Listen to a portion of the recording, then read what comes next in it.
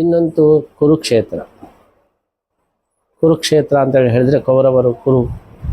ಇಲ್ಲಿಯ ನಿರೀಕ್ಷೆ ಏನು ಹೇಳಿದರೆ, ಕುರುಕ್ಷೇತ್ರ ಅಂತೇಳಿ ಹೇಳಿದರೆ ಕುರು ಅಂದರೆ ಕೆಲಸ ಮಾಡು ಅಂತೇಳಿ ಅರ್ಥ.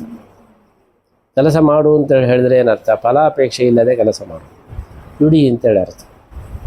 ಆದ್ದರಿಂದ ಇಲ್ಲಿ ಬಂದ ತಕ್ಷಣ ನಾವು ನಮ್ಮ ಕರ್ತವ್ಯವನ್ನು ಮಾಡಬೇಕು ಎಂಬಂತಹ ಈ ಒಂದು ನಿರೀಕ್ಷೆಯೇ ಬರಬಹುದು. ಫಲ ಬೇಡ, ಏನಾದರೂ ಆಗಲಿ. ಸಿದ್ಧ್യോ ಸಮಭೂತ್ವ. ಕೃಷ್ಣ ಗೀತೆಯಲ್ಲಿ ಹೇಳುವ ಹಾಗೆ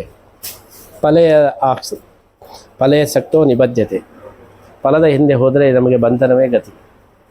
ಹಾಗಾಗಿ ಇವರು ಧಾರ್ಮಿಕರಾದ್ದರಿಂದ ಫಲಾಪೇಕ್ಷೆ ಬೇಡ, ನಾವು ಕರ್ಮ ಮಾತ್ರ ಮಾಡ್ತೇವೆ, ಫಲವನ್ನು ಬಿಟ್ಟು ಹಾಗೆ ತೆರಳಬಹುದು ಎಂಬಂತಹ ಒಂದು ನಿರೀಕ್ಷೆ. ಈ ನಿರೀಕ್ಷೆ ಆಶ್ಚರ್ಯಕರವಾಗಿ ಸತ್ಯವಾಗಿರುತ್ತೆ. ಧೃತರಾಷ್ಟ್ರದ ನಿರೀಕ್ಷೆ ಹಾಗೆ ಅರ್ಜುನನಿಗೆ ಇದು ಯಾವುದು ಬೇಡ ಅಂತ ಹೇಳಿ ಆ ಭಾವನೆ ಬಂದು ಅವನು ಶಸ್ತ್ರತ್ಯಾಗವನ್ನು ಮಾಡ್ತಾನೆ. ಆದ್ದರಿಂದ ಧೃತರಾಷ್ಟ್ರನಿಗೆ ಎಷ್ಟು ಲೆಕ್ಕಾಚಾರ ಇತ್ತು ಎಂಬುದನ್ನು ಅವನ ಮಾತಿನಲ್ಲೇ ನಾವು ಗುರುತಿಸಬಹುದು. ಆದ್ದರಿಂದ ಅವರು ಸಾತ್ವಿಕರು, ಫಲಾಪೇಕ್ಷೆ ಇಲ್ಲ, ಧರ್ಮಕ್ಷೇತ್ರಕ್ಕೆ ಬಂದಿದ್ದಾರೆ. ಹಾಗಾಗಿ ಅವರೇ ಬಿಟ್ಟು ಹೋದರೆ ನನಗೆ ಕ್ಷೇಮ. ನಾನು ನಿಮ್ಮನ್ನು ಬಿಟ್ಟು ಹೋಗಿ ಮನೆಯಿಂದ ಬಿಟ್ಟು ಹೋಗಿ ಹೇಳೋದಕ್ಕಿಂತ ಅವ್ರ ಮೇಲೆ ಬಿಟ್ಟು ಹೋಗುವ ಹಾಗೆ ನಾವೇ ಎಲ್ಲ ಉಪಾಯ ಮಾಡಿ ಅವರೇ ಹೋಗಿಬಿಟ್ರು ನಾವೇನು ಮಾಡೋದು ಅಂತೇಳಿ ಹೇಳಿದರೆ ನಾವು ತಪ್ಪಿಸಿಕೊಳ್ಬೋದು.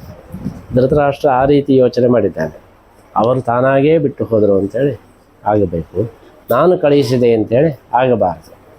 ಆ ಒಂದು ಅವನ ಮನೋಭಾವ ಆ ಒಂದೊಂದು ಪದದಲ್ಲಿಯೂ ಕೂಡ ಅದು ಪ್ರತಿಫಲಿತವಾಗಿದೆ.